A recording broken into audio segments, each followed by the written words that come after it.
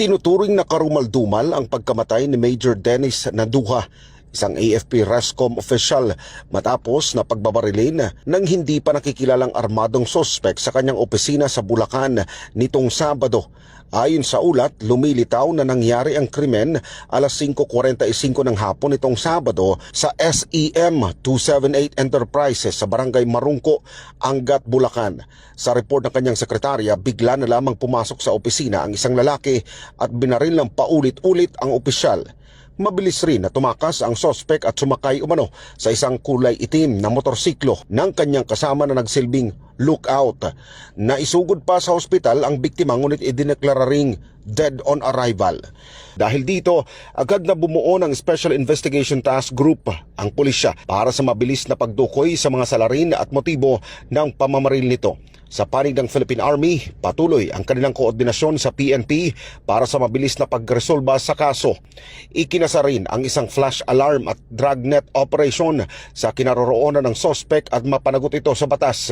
Katuwang rito ang Scene of the Crime Operatives o SOCO team mula sa Regional Forensic Unit 3 para sa pagsasagawa ng isang malalimang investigasyon sa insidente. Base po doon sa kasama po nung biktima during the incident na kanyang secretary, ay she has this assumption na maaaring kilala ng biktima po natin yung bumaril po sa kanya dahil pagpasok po dito doon sa kanilang opisina ay parang nagngitian pa po daw accordingly itong biktima at ito pong ating suspects po.